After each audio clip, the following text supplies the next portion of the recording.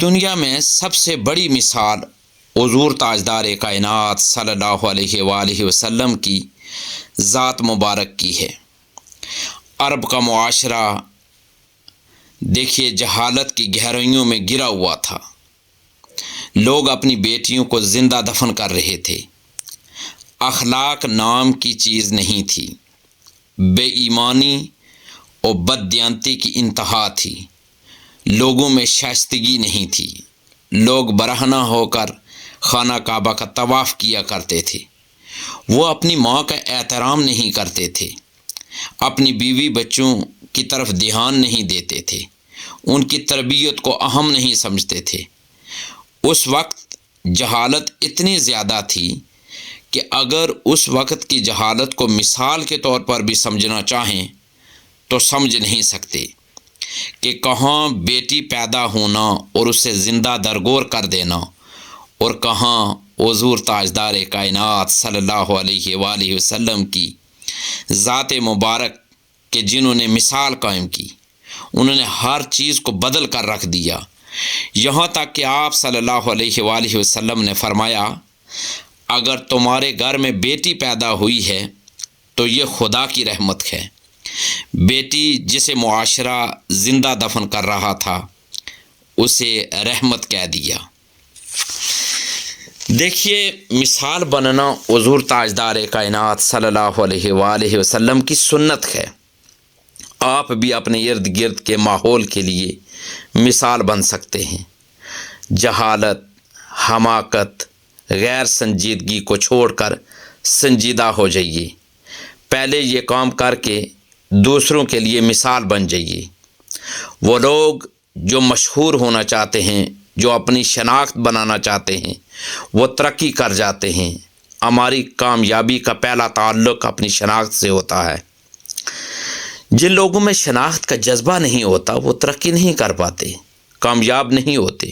انہیں کچھ کر کے دکھانے کا کوئی شوق نہیں ہوتا، بلکہ بعض لوگوں کو کچھ کر کے دکھانے کا جذبہ ہوتا ہے۔ یہ وہ لوگ ہوتے ہیں جن کے اندر شناخت کا جذبہ پایا جاتا ہے۔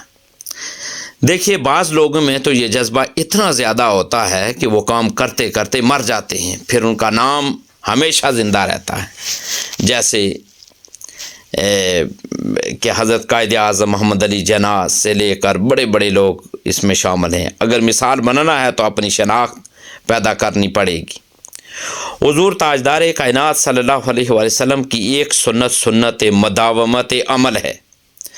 دیکھیں مداومت عمل کا مطلب ہے جو خوبی ایک بار اپنا لی اسے ساری زندگی اپنے اندر رکھنا، اسے کبھی نہ چھوڑنا۔ جیسے آپ صلی اللہ علیہ وآلہ وسلم کا اخلاق سب کے ساتھ ساری زندگی اچھا رہا۔ حضور تاجدار کائنات صلی اللہ علیہ وآلہ وسلم دیکھیے کہ آپ دیانتدار تھے تو آپ نے کبھی دیانتداری کو نہیں چھوڑا۔ حضور تاجدار کائنات صلی اللہ علیہ وآلہ وسلم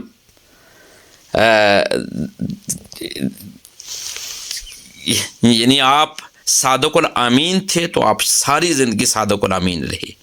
اگر آپ کو مثال بنانا ہے تو پھر جن خوبیوں کو آپ اختیار کر لیں انہیں نہیں چھوڑنا۔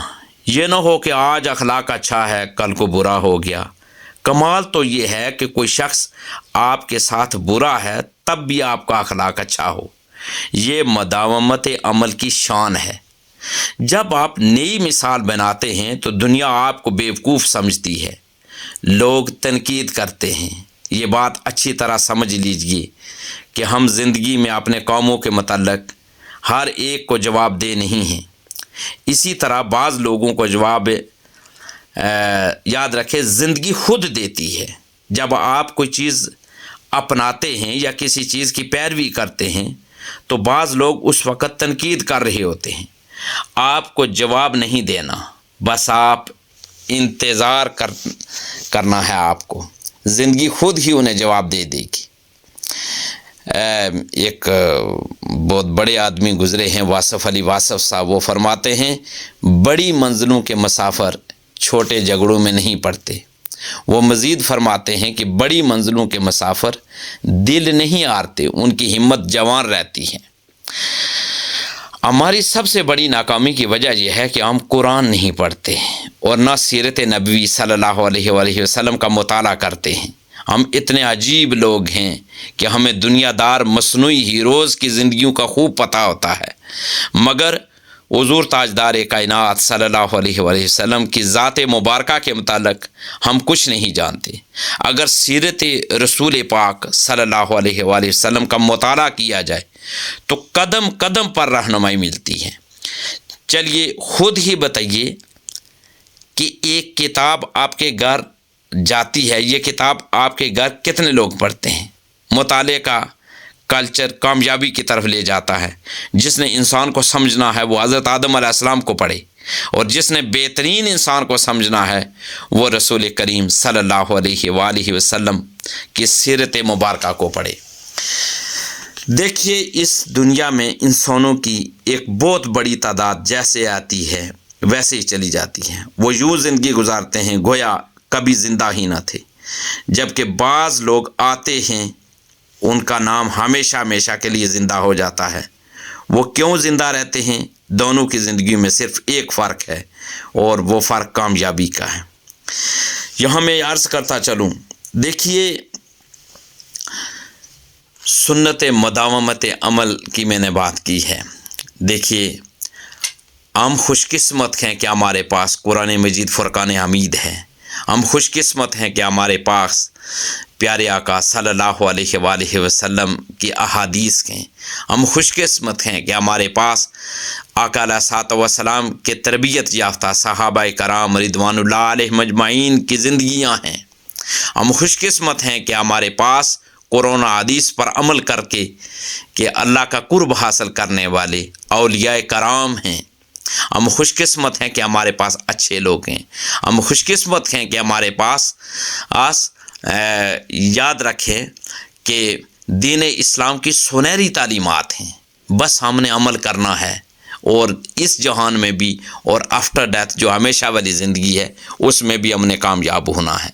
دیکھیں ماہ شعبان المعظم کی مبارک ساعتیں ہیں، ان مبارک ساعتوں کے اندر سورہ کوثر، سورۃ الکوثر ہے، اس کو اسٹڈی کریں، اور مجھے یقین ہے کہ جب آپ سورۃ الکوثر کو وظیفے کے طور پر پڑھیں گے، اگر کچھ نہیں تو آپ صبح نماز فجر کے بعد یا نماز عشاء کے بعد اس کا وظیفہ ضرور کریں، درود پاک پڑھیں، قرآن مجید فرقان حمید کو شروع سے پڑھنا شروع کریں،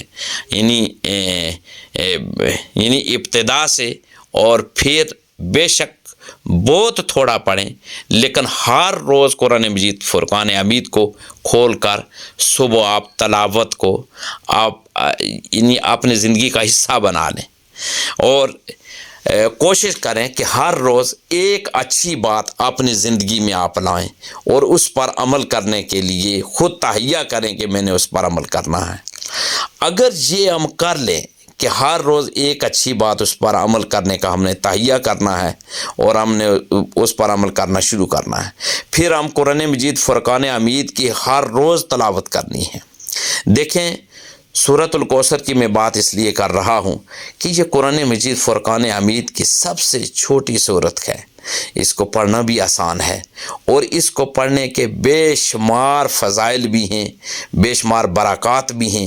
اللہ تبارک و تعالیٰ بے شمار مشکلات، مصائب و آلام، دکھ درد، تکلیفیں، پریشانیاں اس کی تلاوت کی وجہ سے دور کر دیتا ہے۔ پھر ایک اور بھی ہے کہ آپ ہر روز یہ بھی اپنی زندگی کا حصہ بنا لیں کہ آپ استغفار کریں۔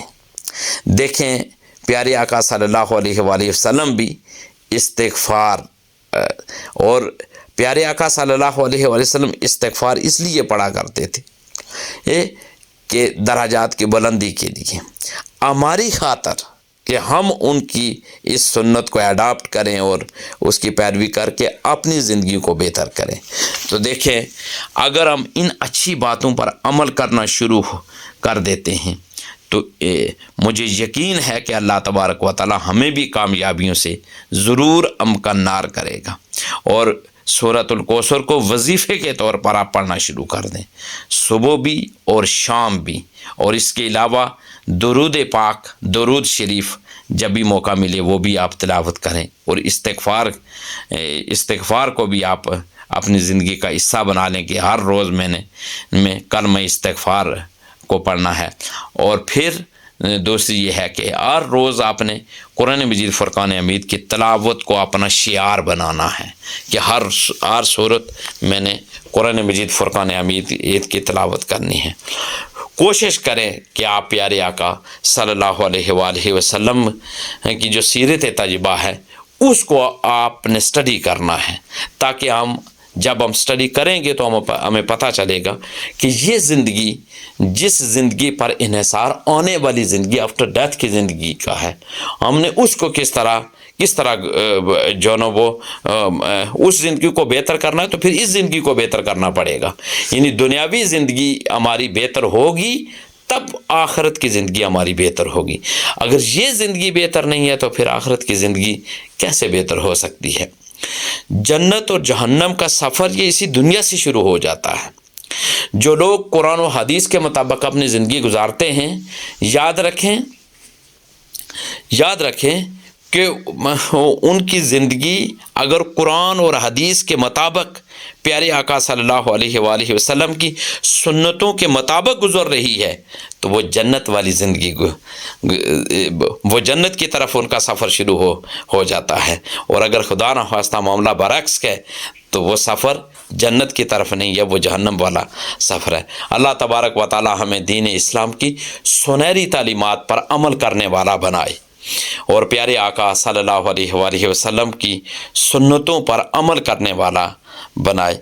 अल्लाह तबारक व तआला हम सब का हामी व नासिर हो। दीन की बात फैलाना सदका जारिया है। सवाब की नीयत से वीडियो को शेयर जरूर कीजिए। जज़ाकल्लाह।